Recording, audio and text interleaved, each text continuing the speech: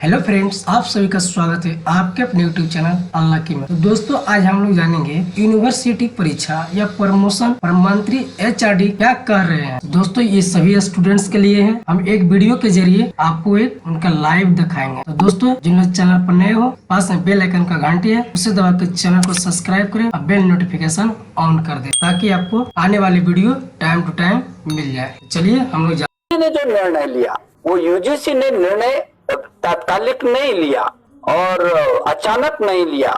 उसने task force बनाई है, शिक्षाविदों से, देश के सभी लोगों से ये परामर्श के बाद ये हुआ कि शेष जो सेमेस्टर है और क्लासेज हैं उसको तांत्रिक मूल्यांकन पर कर सकते हैं, लेकिन जो फाइनल परीक्षा है उस बच्चे की जब तक परीक्षा नहीं होगी तब तक वो उत्तीर्ण नहीं हो सकता।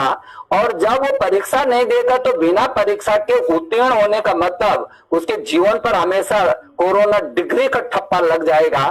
इस तरीके से वो अभी तो कुछ महसूस नहीं कर रहा है, लेकिन बाद में जब भी कोई वो नौकरी के लिए जाएगा, किसी संस्थान में जाएगा, तो वो अलग से चिन्हित उसको सबसे पहले कहेंगे कोरोना काल का तो नहीं है जो बिना परीक्षा के। ये उसके जीवन के लिए, उसके भविष्य के लिए ये जरूरी है कि फाइनल परीक्षाएं हो। ऐसे यूजीसी ने ये निर्णय लिया और पूरे देश के अधिकांश, बल्कि 90% सभी कुलपतियों ने उसका बहुत स्वागत किया, शिक्षाविदों ने स्वागत किया। स्वाभाविक भी है, कौन आदमी होगा, कौन अभिभावक होगा जो ये कहेगा कि नहीं नहीं कोई डिग्री नहीं है और आप ऐसे ही पास करा दीजिए। ऐसा संभव नहीं है, थोड़ा विलंब तो हो सकता है, समझ में आता है।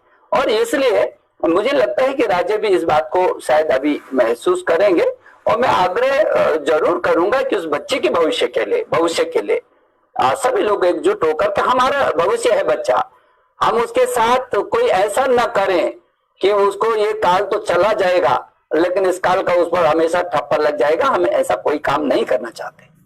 हम और आप दोनों निशंत जी कला विषयों से पढ़कर पास हुए। अब इस बार एक बिटिया ने 600 में से 600 नंबर उसको मिले सीबीएसई में। वो मैंने पूछा भाई कौन से सब्जेक्ट थे, तो मालूम पड़ा कि तो कला से पास हुई। तो इस तरह के जो एक अकल्पनीय ऐसे नंबर बच्चे जब दिखाएंगे आज से 10 साल बाद किसी इंटरव्यू में, तो आपको लगता है कि दूसरा इफेक्ट भी आने वाला है?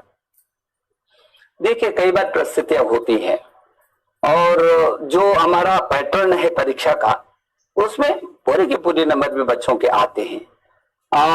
कुछ बच्चे बहुत होशियार भी होते हैं और अच्छे भी होते हैं। और इस समय की जो परिस्थितियां रही हैं, जो पीछे के जो उसके आंतरिक मूल्यांकन के हिसाब से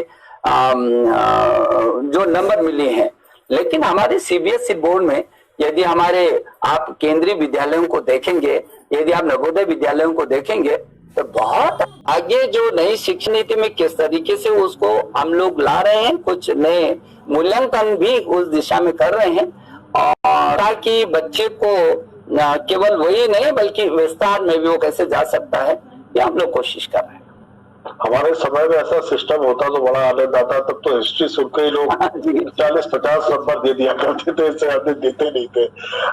ये जो राज्यों का द्वैत जो सामने आया, आप लोग कोशिश कर रहे हैं, इससे खतरा ये पैदा हो गया, कहीं इम्तिहान हो रहे हैं, कहीं एडमिशन हो रहे हैं, तो कहीं ऐसा तो नहीं कि अगर सितंबर अक्टूबर तक कोरोना चला तो सेशन कई जगह शून्य कर दिया?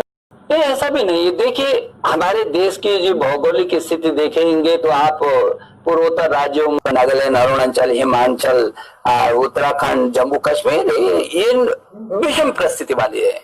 हर राज्य देश को यदि देखेंगे, उत्तर से पूर्व, पश्चिम से दक्षिण, तो ऐसा लगेगा आपको कि ये तो कितना विशाल देश है। तो हर प्रदेश की अपनी अपनी परिस्थिति के अनुसार परीक्षाएं होती हैं, अपनी परिस्थिति के अनुसार वो छुट्टियां करते हैं, अपनी परिस्थिति के अनुसार वो प्रवेश करते हैं। तो ये तो भिन्नता हमेशा रहती है, कोई नई बात नहीं है। अभी भी वो उस भिन्नता में रहेंगे, लेकिन बहुत सारे, अभी मैं विश्वविद्यालयों की समीक्षा कर रहा था देश भर के, तो बहुत सारे विश्वविद्यालयों ने तो परीक्षा करा चुके हैं, कई प्रदेशों की लगभग परीक्षाएं हो चुकी हैं। तो इसमें कोई भिन्नता नहीं आएगी, उससे कोई बहुत बड़ा असर नहीं पड़ेगा। हाँ, यूजीसी की जो गाइडलाइन है जिसको आपने पहले कहा, वो यूजीसी की गाइडलाइन बहुत जरूरी है कि उनका पालन करे, क्योंकि राज्य से आकर के फिर उसने राष्ट्रीय स्तर पर जाना है और राष्ट्रीय स्तर पर एकत्व का जो भाव लाएगा वो यूजीसी ही लाता है। तो यूजीसी की गाइडलाइन को उस एक्ट के तहत राज्यों को उसका समर्थन करना होता है, उसका पालन भी करना होता है।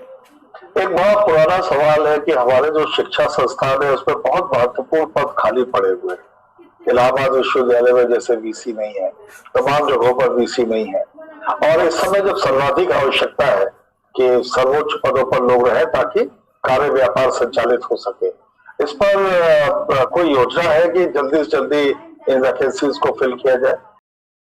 नहीं, हमारी तो जो पहले 100 दिन का आप हमारा टारगेट देखेंगे तो आपको लगेगा कि हमने पहले 100 दिन में शीर्ष प्राथमिकता प्रधानमंत्री जी के निर्देश पर जो रिक्त पद है उनको भरने की और मैंने सभी राज्यों को भी विशेष अनुरोध किया कि जो भी उनके प्रवक्ताओं के, लेक्चरर्स के जितने भी पद खाली हैं उनको भी भरें। और मैंने केंद्रीय विश्वविद्यालय से लेकर के केंद्रीय जितने भी संस्थान है उनको भी एक मिशन मोड में हमने भरने की कोशिश की है।